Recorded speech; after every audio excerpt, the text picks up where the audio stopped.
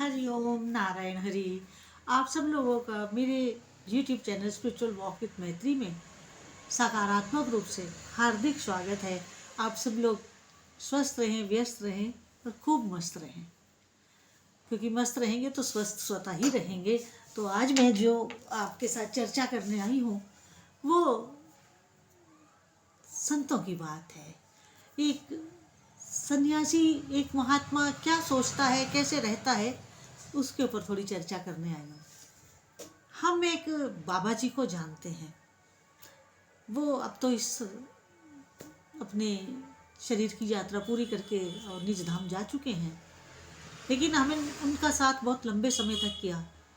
मैं और मेरी गुरु माँ जब भी निकलते थे कहीं स्थान जहाँ वो रहते थे उस शहर के लिए, तो हम उनसे मिलकर जरूर आते थे। हम कोई और काम वहाँ चाहे ज़रूरी काम हो उसे भले ही हम छोड़ देते थे, लेकिन हम उन बाबा जी से हर हाल में मिलते थे। उनका दर्शन करने हम जरूर जाते थे। अब देखिए, वो 101 साल नहीं, वो शायद 104 साल के होकर के उनका शरीर पूरा हुआ है। तो वो रामानंदी थे। रामायण उनको कंठस्थ थी। रामायण चाहे पीछे से आगे तक कंठस्थ थी, आगे से बोलना शुरू करते थे पूरी उन्हें रामायण। तो रामायण के पारायण में हर कभी भी उनका कोई दिन या जीवन में कभी कुछ ऐसा पल नहीं गया जब उन्होंने रामायण के पारायण को ना लिया हो। हमेशा चलता रहता था उनका। और हनुमान जी उनके सिद्ध थे। वो कोई भी अगर समस्या किसी की होती थी, उनके सामने आते थे तो वो हनुमान जी का ही उपाय बोलते थे और वो हल भी होती थी समस्या। अब मैं आपको बताऊं कि मैं और मेरी गुरु माँ, हम दोनों उनके पास अक्सर उनका दर्शन करने जाया करते थे। जब भी उस शहर में जाते थे उसमें तो मतलब हम जितने दिन रहते थे उतने दिन हम 2 घंटे तो उनके साथ बिताना पसंद करते ही थे, चाहे वो दिन में हो, शाम में हो, सुबह हो। तो हमें बड़ा अच्छा लगता था और बड़ी ज्ञानवर्धक बातें करते थे और रामायण के गूढ़ रहस्यों को खोलते थे कि अगर रामायण में कौशल्या ने ये कहा तो क्यों कहा, उसका पिछले जन्म से क्या नाता रहा जो आज उन्होंने बोला। मतलब मेरा कहने का ये है कि उनकी रामायण के ऊपर पूरी कमांड थी। और हमें वो माँ कहते थे, गुरु माँ को माँ कहते थे। और बाबा जी थे 104 साल के और माँ तो छोटी थी। तो बाबा जी कहते थे कि माँ तो जवान है और बेटा बूढ़ा हो गया। तो ये तो आप सब लोग जानते ही हैं कि भागवत की तो शुरुआत ही यहीं से है। ज्ञान, वैराग्य और भक्ति। गुजरात में आकर के भक्ति जवान और ज्ञान और वैराग्य बूढ़े, पुत्र बूढ़े और माँ जवान। खैर, विषय वो नहीं है, विषय अंतर हो जाएगा। मैंने तो एक एग्जाम्पल के लिए बताया आपको। तो क्या जाते थे हम लोग तो बाबा जी अपना आसन छोड़ के नीचे बैठते थे, हमें ऊंचे आसन पर बिठाते थे। अब मेरी गुरु माँ को ये बात अच्छी नहीं लगती थी। वो कहते थे अगर बाबा आप नीचे बैठेंगे तो हम भी नीचे बैठेंगे। तो बाबा हमसे खूब आध्यात्मिक चर्चा करते थे, रामायण के ऊपर बहुत अच्छे से उनसे ज्ञान मिलता था जाते थे।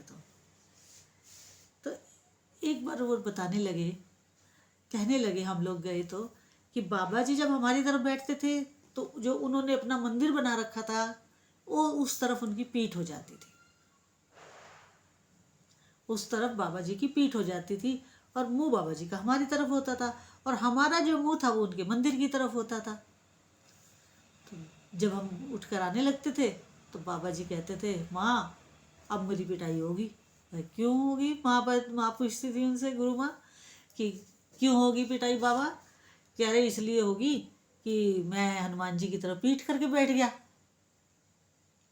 हनुमान जी की तरफ पीठ करके बैठ गया हूँ जब मेरी माँ आई है। तो अब बाबा बोलेंगे, हनुमान बाबा बोलेंगे कि अच्छा माँ आती है तो मेरी तरफ पीठ करके बैठता है हैं, और वैसे मेरी तरफ सारा दिन मुंह करके बैठा रहता है, और जब माँ आ जाती है तो मेरी तरफ पीठ कर लेता है।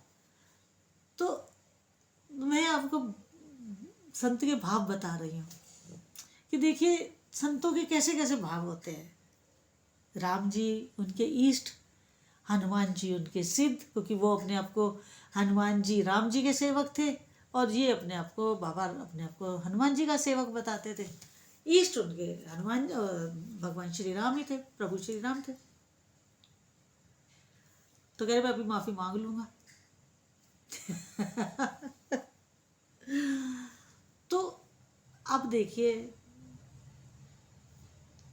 अपना मानते थे हनुमान जी को और हमेशा उनके चरणों में रहते थे, मगर रिश्ता कैसा सेवक का और हनुमान जी का नाता कैसा, प्रेम भाव था, अपनापन था हनुमान जी से, विश्वास था कि मैं अगर हनुमान जी से कुछ मांगूंगा तो वो देंगे। अव्वल तो वो कुछ मांगते ही नहीं थे, सब कुछ दे रखा था, क्योंकि बाबा जी जो थे वो कमिश्नर रिटायर्ड थे, कोई कमी तो थी नहीं बाबा जी के पास। लेकिन बाबा जी एक जामा पहनते थे, एक धोती पहनते थे, और माँ को कहते थे माँ तू आती है मेरे लिए जामा नहीं लाती है। एक बार हमने रामायण करवाया था अपने आश्रम में, तो बाबा आए थे, तो हमें उम्मीद नहीं थी कि बाबा आएंगे, क्योंकि बाबा इतने बुजुर्ग थे कि कोई उनको लाता नहीं था। सब डरते थे कि अगर हम इनको ले गए और इनको कुछ हो गया तो इनके घर के लोग क्या कहेंगे हमें। उनके बेटा बहू पोते प्रपोते सब थे, तो बाबा जी को कोई लाता नहीं था। और बाबा जी फड़फड़ाते रहते थे रामायण हो रही है, मुझे तो वहाँ जाना है, मुझे तो वहाँ जाना है। लाता कोई था नहीं उनको। और फिर किसी बड़ी मुश्किल से, वो भी किसी की मोटरसाइकिल पे पीछे बैठ कर आए, कार वाला कोई लाया नहीं उनको, मोटरसाइकिल पे चले आए। और जब बाबा आए तो हम लोग भी, मैं और मेरी गुरु माँ भी एकदम हतप्रभ से हो गए, देखते रह गए कि अरे ये तो बाबा चले आए। हमें तो उम्मीद नहीं थी, क्योंकि हमने बाबा को इतना एम्पथाइज भी नहीं किया था आने के लिए, क्योंकि उनको लाना, फिर उनको बहुत पतले दुबले और इतनी उम्र थी उनकी, बुजुर्ग इतने ज़्यादा थे। लेकिन जब आ गए तो हमें अच्छा भी लगा, चाहते भी थे कि कोई राम भक्त आए और रामायण जो है हमारा जो अनुष्ठान है वो सिद्ध हो जाए। बाबा आए, उन्होंने हनुमान रामायण का पाठ भी किया और कीर्तन, नाम संकीर्तन भी किया, और प्रसाद का वितरण भी हमने बाबा के ही श्री कर कमलों से करवाया सबको। तो एक शुद्ध भाव जो होता है ना, वो शुद्ध भाव बड़ा कठिनाई से किसी के अंदर भगवान डालते हैं। निर्मल भाव बड़ी मुश्किल से लोगों के अंदर आ पाता है, तो वो हमारे उन बाबा के भीतर था। अब बाबा जी का नाम किसी को नहीं पता, बाबा जी कहते हैं सब उनको। तो बाबा जो थे वो, हनुमान जी के साथ उनका रिश्ता ऐसा था कि वो कहते थे ये बड़ा बेहुदा है, जबकि वो सेवक थे। रिश्ता ऐसा था प्रेम का, कहते थे ये अभी मुझे मारेगा, कि अगर माँ आ जाती है तो पीट करके बैठता है। क्या संतों की मन का भाव, और भगवान भी उस भाव का हमेशा मान रखते हैं। प्रभु कभी उस भाव को टूटने नहीं देते जो किसी साधु संत महात्मा का होता है, क्योंकि परमात्मा उनके उस भाव की हमेशा रक्षा करते हैं। तो हनुमान जी भी उनके भाव की रक्षा करते थे, और बड़ा अच्छा लगता था उनके पास जाना, उनके पास बैठना। उनकी वाइब्रेशंस बड़ी अच्छी थी बाबा जी की, उनका ऑरा बहुत अच्छा था बाबा जी का, बड़ा आनंद आता था बाबा जी। और बाबा जी रामायण के सिवा कोई दूसरी बात ही नहीं करते थे। उनके मुंह से जब सुनोगे रामायण की ही बात सुनते थे हम लोग। और जितने लोग जब जब उनसे मिले हैं, सभी लोग एक ही बात कहते हैं कि बाबा जी से जब मिलो और रामायण के उस उनके सत्संग से नहा के आ जाओ, सारी शुद्धता पवित्रता हो जाती है। बहुत लोगों का भाव उन्होंने अपने भाव से मिला करके शुद्ध किया है। ऐसे संतों को कोटि कोटि नमन, कोटि कोटि मेरा प्रणाम। और वो जहाँ भी हों मेरे को आशीर्वाद दें, और जो मेरी इस वीडियो को देखे उनको भी आशीर्वाद दें, ताकि सबका जो जीवन है वो सरल हो, सुगम हो और सुविधाजनक हो। ऐसी ही प्रार्थना मैं प्रभु से करती हूँ। और अगर आज का मेरा वीडियो अच्छा लगा हो तो मेरे इस YouTube channel spiritual walk with मैत्री को अधिक से अधिक सब्सक्राइब करिए, लाइक करिए, शेयर करिए। हरि ओम नारायण हरि।